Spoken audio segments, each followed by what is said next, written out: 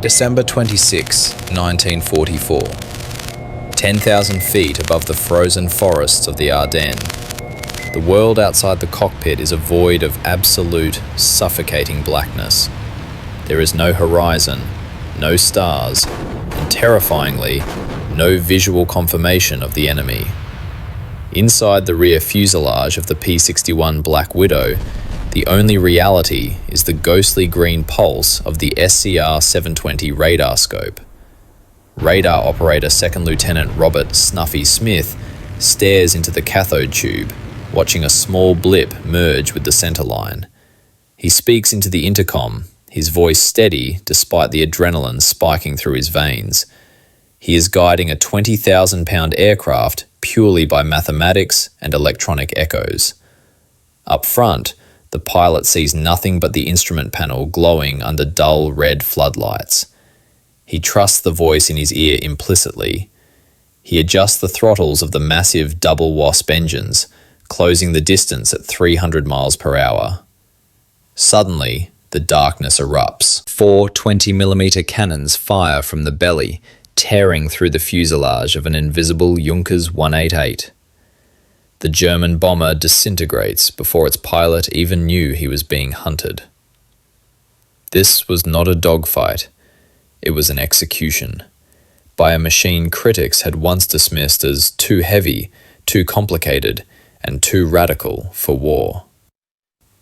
To understand why the American military built a flying machine as complex and expensive as the P-61, we must first look at the desperation of 1940.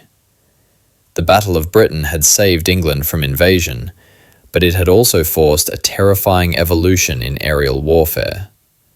By late October 1940, the German Luftwaffe had realized that daylight raids against Royal Air Force Spitfires were tantamount to suicide. The skies over Kent and Sussex were too well defended by the chaotic, swirling dogfights of the day. So, the Germans changed the rules. They waited for the sun to set. The Blitz transformed the night sky from a sanctuary into a slaughterhouse. Every evening, hundreds of Heinkel 111s and Junkers 88s crossed the channel under the cloak of darkness. For the British defenders, the situation was maddening. The greatest fighter pilots in the world, men who could outmaneuver a Messerschmitt 109 at 20,000 feet, were rendered impotent by the simple absence of light. A Spitfire pilot at night was effectively blind. He had to rely on ground searchlights to illuminate a target, a clumsy and unreliable method that often illuminated the hunter as much as the hunted. The RAF scrambled to adapt. They took light bombers, Blenheims and Beaufighters, and painted them black, fitting them with the earliest, crudest iterations of airborne interception radar. These were stopgap measures. Heavy aircraft wrestled into a fighter role they were never designed for. The radar sets were massive bundles of vacuum tubes and wires that weighed hundreds of pounds and required a dedicated operator to decipher the noisy, grass-like signals on the scope. While the Bristol Beaufighter eventually became a formidable opponent, it was still a compromise, a brute force solution to a delicate problem. Across the Atlantic, the United States Army Air Corps was watching the burning skyline of London with deep anxiety. American observers, including General Delos Emmons, returned from Britain with a sobering report. The United States had absolutely no defense against a night attack. If a hostile power could fly bombers over American cities at night, the vaunted P-40s and P-39s would remain grounded, useless. The Air Corps realized they did not just need a new plane, they needed a new classification of weapon. In the autumn of 1940, the call went out for a night interceptor pursuit airplane. The specifications were staggering, bordering on the impossible for the technology of the time. The military demanded a plane that carried the heavy, secret radar sets being developed by the radiation laboratory at MIT. It had to carry a heavy armament of cannon and machine guns to destroy a bomber in a single pass, as dogfighting in the dark was impossible. It needed the fuel capacity to loiter in the sky for 8 hours, waiting for the enemy to arrive. And, perhaps most difficult of all, it needed the speed and agility of a day fighter to catch the high-performance German aircraft rolling off the assembly lines. This was a paradox of engineering. To carry the radar, fuel, and ammo, the plane had to be large, likely twin-engined. But to catch a Junkers 88 or a Messerschmitt 110, it had to be fast and nimble. Conventional wisdom suggested you could have a heavy plane or a fast plane, but not both. The major aircraft manufacturers hesitated. The requirements seemed contradictory. Douglas and Lockheed proposed modifying their existing airframes, the A-20 and the P-38, essentially repeating the British strategy of adaptation. But the Air Corps wanted a purebred. They wanted a platform designed from the very first rivet to hunt in the dark. They needed a machine that prioritized the radar and the guns above all else. This requirement landed on the desk of Jack Northrop, a designer known for his unconventional, visionary thinking. While others saw the conflicting requirements as a reason to modify an existing bomber, Northrop saw an opportunity to redefine what a fighter aircraft could be. He understood that this new war would not be fought with eyesight and reflexes alone, but with electronics and systems. The stage was set for a clash between traditional aviation design and the new reality of electronic warfare. The United States was about to commit to building the largest, heaviest, and most technologically dense fighter plane ever attempted. The goal was not just to put a plane in the air, it was to create a technological predator that could see when human eyes failed. The resulting design would challenge the pilots, the mechanics, and the very doctrine of the Army Air Forces. When Jack Northrop unveiled his proposal for the XP-61, it looked less like a fighter plane and more like a science fiction illustration come to life. The design was a radical departure from the sleek, single-engine silhouettes of the P-51 Mustang or the P-47 Thunderbolt. It was a twin-boom monster, a layout chosen specifically to house the massive crew nacelle and provide a stable firing platform. It was immense. With a wingspan of 66 feet, it rivaled the size of the B-25 Mitchell medium bomber. To the traditionalists in the Army Air Forces, calling this behemoth a fighter seemed absurd. The sheer scale of the Black Widow was dictated by its internal organs. The nose was not tapered for aerodynamics, but bulbous and hollow, designed solely to house the 30-inch dish of the Western Electric SCR-720 Radar. Behind this sensitive electronic eye sat the pilot, elevated high above the nose for visibility. Behind him, a gunner, and further back, isolated in his own compartment, the radar operator. It was a flying command center, powered by two Pratt & Whitney R2800 double Wasp engines, the same 18-cylinder powerhouses that drove the Hellcat and the Corsair.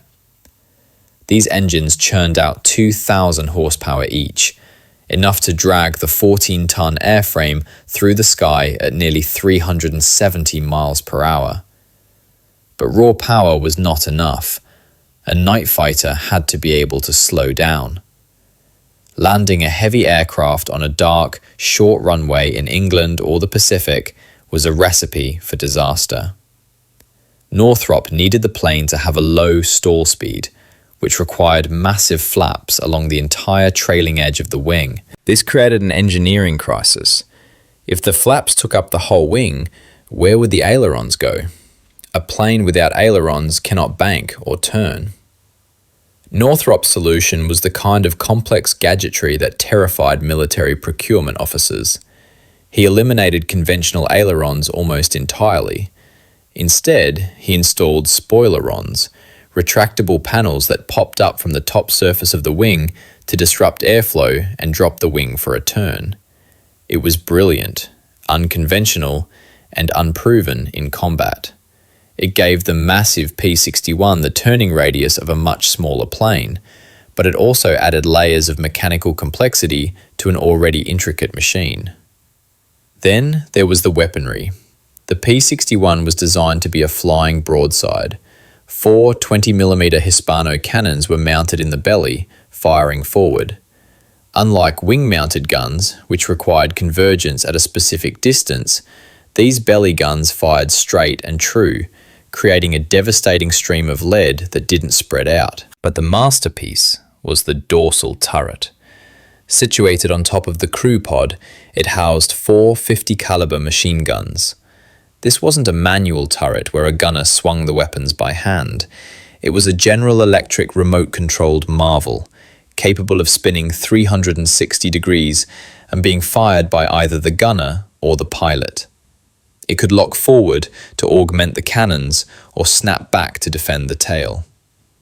Development hell was inevitable. The complex electrical systems for the remote turret were plagued with bugs. The buffet from the turret when it was rotated caused vibration issues in the tail. At the same time, the B-29 Superfortress program was demanding every General Electric turret available, leaving the P-61 lower on the priority list.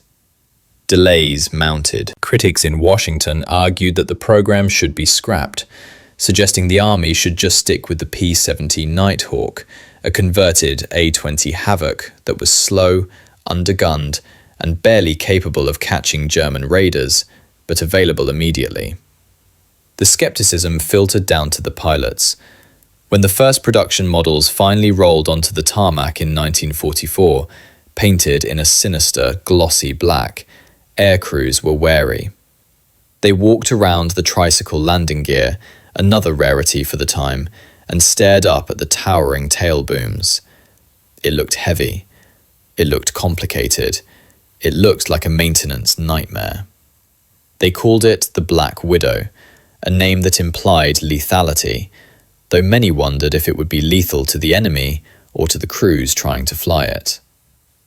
The P-61 arrived late to the war, missing the height of the Blitz.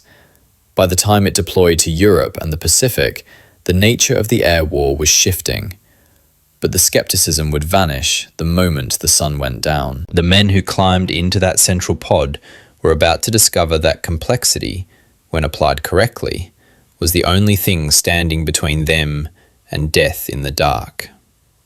To understand the lethal efficiency of the Black Widow, you cannot simply look at the pilot. You must look at the man sitting alone in the rear compartment, the radar operator. In a single-seat fighter like the P-51, the pilot was a god. He navigated, he spotted, he killed. In the P-61, the pilot was effectively blind for 90% of the mission. The radar operator lived in a separate reality, enclosed in armor plate, staring not at the sky, but at the glowing green face of the oscilloscope. His war was abstract. He didn't see clouds, moon, or horizon. He saw noise and returns.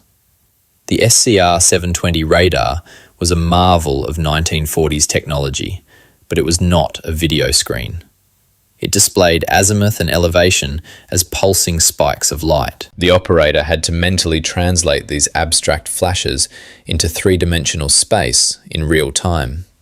He had to distinguish a Junkers 88 from a mountain peak, a church steeple, or a cloud of chaff, aluminium strips dropped by the enemy to jam the signal. If the operator failed, the plane flew blind. If he succeeded, he verbally guided the pilot into a firing solution where the enemy was less than 1,000 feet away. The trust required was absolute. A split-second delay in calling a hard right turn could mean a mid-air collision or a missed intercept. But the darkness was not empty. The Black Widow wasn't just hunting helpless transport planes. It was entering a tank full of sharks. The Luftwaffe had developed their own formidable night fighters, most notably the Heinkel 219 Owl.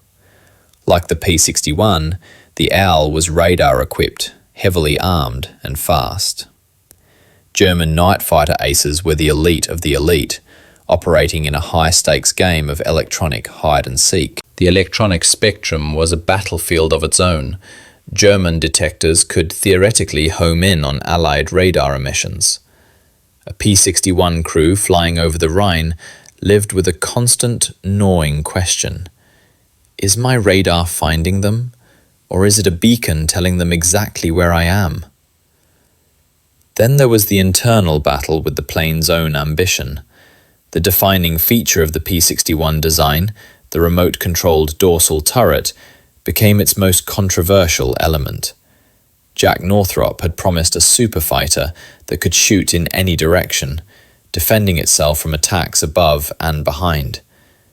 But in the harsh reality of aerodynamics, the turret was a nightmare. When the 450 calibers were rotated to the side during high-speed flight, the airflow disruption caused violent buffeting against the twin tail booms.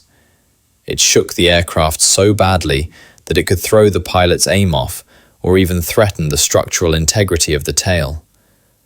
Compounding this was the supply chain. The B-29 Superfortress program, deemed a higher strategic priority for the war in the Pacific, demanded every General Electric remote turret the factories could produce. As a result, many P-61s arrived at the front with the turret ring simply plated over or the guns locked permanently in the forward position. The crews were left with a complex weapon that was missing its main selling point.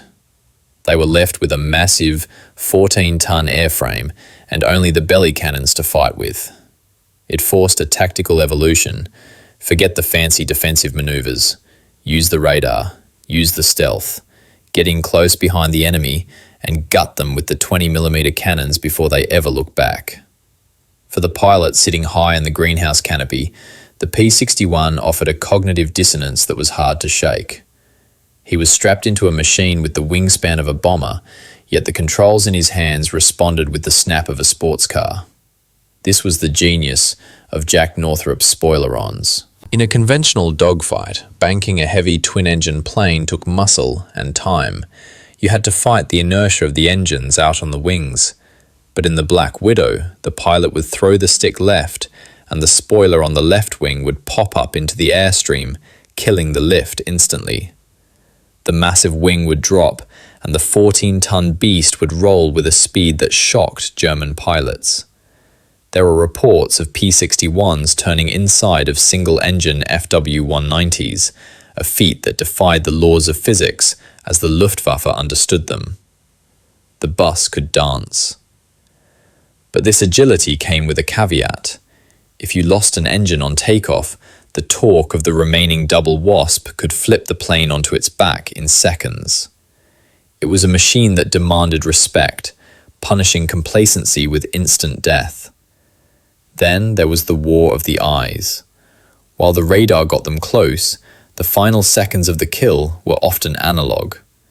The P-61 crews lived a vampiric existence. They slept during the day in blackout tents, wore red-tinted goggles for 30 minutes before a mission to adapt their retinas, and avoided bright lights at all costs. They became creatures of the dark. This obsession with stealth led to one of the war's great ironies regarding the plane's famous paint job. Initially, the P-61s were delivered in a sinister, glossy jet black. The theory was that a smooth, shiny surface reduced drag and made the plane faster. But in the searchlight-swept skies over Europe, shiny was a death sentence. When a German searchlight beam hit a glossy P-61, it sparkled like a diamond, instantly revealing its position to flak gunners. Crews in the field scrambled to strip the paint or scrub it with gasoline and sand to dull the finish. They eventually switched to a rough, matte black that absorbed the light, making the plane a true shadow. The psychological toll of this kind of warfare was unique. A daylight fighter pilot saw the enemy. He saw the face of the man he was shooting at. He saw the debris fly. The P-61 crew saw a silhouette, a shadow blocking out the stars, or often just the exhaust flames of the enemy engines. The lady in the dark, as the plane was affectionately known, required a cold, detached killer instinct. You weren't dogfighting, you were stalking. You crept up behind an unsuspecting Heinkel, matched its speed, and then unleashed a 4-cannon salvo that tore the enemy apart before they ever knew they were in a fight. By late 1944, the Black Widow had proven it could fly and fight. But it was still a niche weapon, a sideshow to the massive daylight bombing campaigns. That changed in December. As winter descended on the Ardennes forest, a massive German counteroffensive began.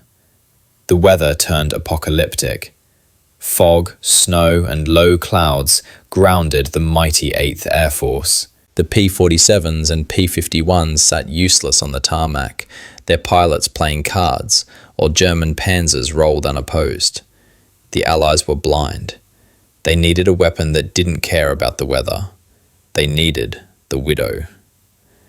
December 16, 1944. The Ardennes offensive begins. The German High Command has timed their assault with meteorological precision. A thick blanket of freezing fog and heavy snow smothers the European theatre. This is Hitler's weather. At Allied air bases across Belgium and France, thousands of the world's most advanced dayfighters, P-51 Mustangs, P-47 Thunderbolts, Typhoons, sit motionless, their propellers lashed down, their wings heavy with ice. The mighty 8th Air Force and the tactical 9th Air Force are effectively paralysed. The German Panzer divisions are moving freely, shielded from the terrifying fighter bombers that usually rule the daylight skies. But at Florennes Air Base in Belgium, the engines of the 422nd Night Fighter Squadron are turning over. The conditions are suicidal. Visibility is measured in yards, not miles. The ceiling is often zero. To take off in a 14-ton aircraft in a blizzard is madness, but the ground situation is critical. The 101st Airborne is encircled at Bastogne. German columns are pushing west. The P-61 Black Widow is the only Allied aircraft with the instrumentation and the stability to operate in this soup. Major Oris B. Johnson, commanding the 422nd, gives the order. The crews climb into the freezing cockpits. The heaters in the P-61 are notoriously temperamental, and the men are wrapped in layers of sheepskin and electrically heated suits. As they taxi out, the snow is falling so hard it looks like warp speed in the landing lights. They lift off into the grey void. Immediately, the pilot is on instruments. There is no horizon. The vertigo is nauseating. They climb to patrol altitude, but altitude is a relative term here.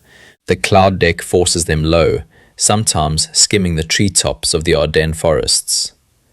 Their mission profile has shifted. They aren't just hunting night bombers anymore. They are hunting everything. The Luftwaffe is throwing every available aircraft into the fight to support the offensive. Ju-52 transports dropping supplies, Ju-88 night fighters protecting the armour, and even lone Bf-109s trying to navigate the valleys. Inside the rear compartment of a Widow call sign Joker's Wild, the radar operator fights against the ground clutter. The hills and forests of the Ardennes reflect radar waves, filling the bottom of his scope with static. He has to filter that out, looking for the telltale hard return of metal moving above the trees. Suddenly, a blip separates from the noise. Contact. Range 2 miles, 12 o'clock low. The pilot drops the nose. The speed builds. The Black Widow, heavy and menacing, slides down through the gloom. The target is a Junkers 52, a lumbering tri-motor transport sluggish with cargo, trying to sneak supplies to the German spearhead. The German pilot thinks the weather is his shield. He believes no American plane can see him in this whiteout. He is wrong. The P-61 closes rapidly. The pilot flips the arming switches for the 20mm cannons. The operator calls out the distance. 1 mile, 3,000 feet, 2,000. The pilot peers through the combining glass of his gun sight, but sees only swirling grey mist. He trusts the voice. He trusts the machine. Visual. A dark shape materializes out of the snow, barely 300 yards ahead. The exhaust flames of the Junkers glow dull orange. The predator has found its prey. The pilot squeezes the trigger on the control yoke. A shudder runs through the entire airframe as the four 20mm Hispano cannons erupt. This is not the rat-tat-tat of machine guns. It is a jackhammer pounding. High explosive incendiary shells bridge the gap in an instant. They slam into the corrugated metal skin of the Junkers 52. The German transport doesn't just catch fire, it comes apart. The starboard wing shears off, tumbling into the darkness. The fuselage erupts into a ball of orange flame that momentarily illuminates the snow-covered pines below. But the Black Widow crew doesn't stop to watch. The sky is full of targets. For the next few nights, the complex and troubled P-61s of the 422nd and 425th Night Fighter Squadrons engage in a systematic slaughter. They are the wolves in the fold. German pilots, flying low and slow to avoid radar, find themselves boxed in. They can't see the Americans, but the Americans can see them perfectly. In one engagement, a P-61 crew detects a formation of Junkers 88s and 188s. The American pilot, utilizing the massive power of his double wasps, slashes through the formation. He fires, pulls up into a violent wingover, using those controversial spoilerons to pivot the heavy plane on a dime, and dives back down for another pass. The heavy bomber agility that critics mocked is now the only thing allowing him to maneuver in the tight valleys of the Ardennes without crashing into the hillsides. Down below, American GIs in their foxholes near Bastogne hear the roar of engines and the sudden, ripping sound of cannon fire. They see fireballs falling from the overcast sky. They don't know what plane it is. Most have never seen a P-61, but they know the Luftwaffe is dying. The Germans are baffled. Intercepted radio traffic reveals panic. Where are they coming from? I am hit. I cannot see him. The psychological impact is devastating. The Luftwaffe had counted on the weather to ground the Allied air power. They assumed the night and the fog were their allies. The P-61s stole that safety. By the time the weather clears and the P-47s can return to the sky, the Black Widows have broken the back of the German night supply lines. The gadgetry, the radar, the heating systems, the complex flaps didn't fail. They were the only things that worked. The plane that was too complex for war had just fought the most technically difficult battle of the campaign and won. When the snow melted and the wreckage was counted, the vindication of the P-61 was absolute. In the European theatre alone, Black Widow crews were credited with destroying hundreds of enemy aircraft, V-1 buzz bombs, and locomotives. But the raw numbers tell only half the story.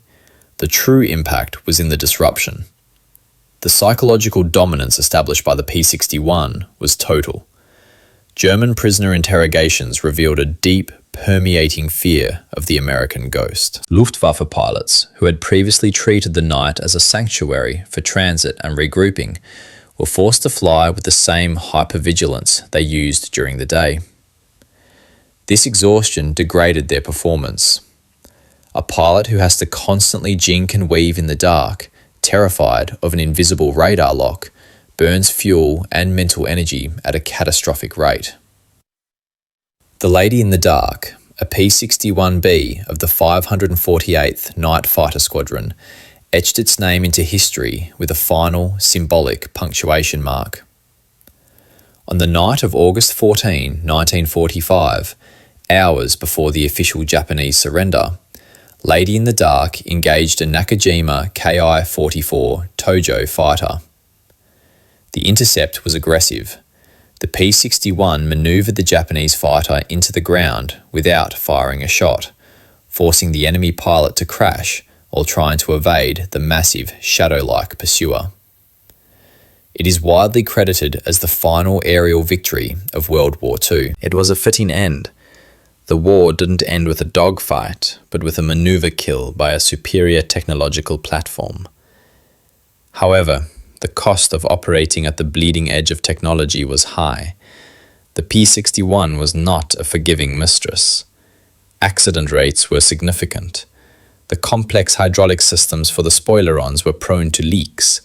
The engines, working hard to lift the heavy airframe, required constant maintenance. For every Black Widow lost to enemy fire, others were lost to the inherent dangers of night flying, spatial disorientation, icing, and controlled flight into terrain. The crews paid the price in adrenaline and nerves.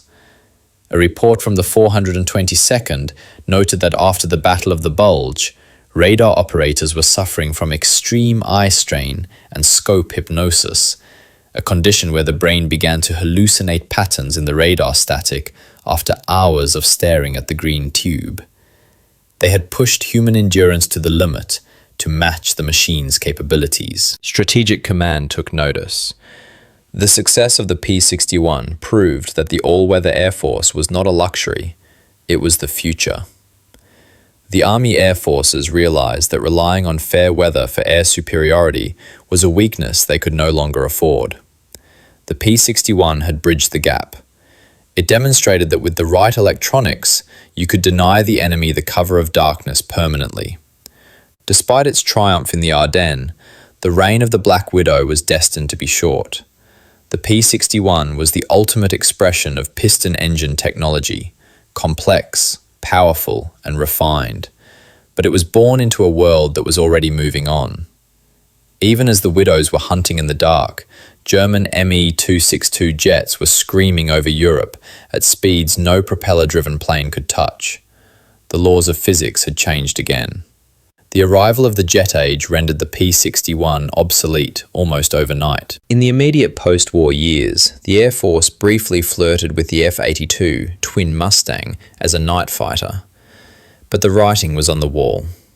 The future belonged to jet-powered, all-weather interceptors like the F-89 Scorpion and the F-94 Starfire. The Black Widows were rapidly retired, stripped of their valuable radar sets, and scrapped. A few lingered on in a surprising role: scientific research. In Project Thunderstorm, stripped-down P-61s were deliberately flown into the hearts of violent thunderstorms to collect meteorological data. It was a testament to the brute strength of Jack Northrop's design that it was the only aircraft capable of surviving the turbulence inside a cumulonimbus cloud. But the true legacy of the P-61 is not in the airframes that were melted down. It is in the DNA of modern air warfare.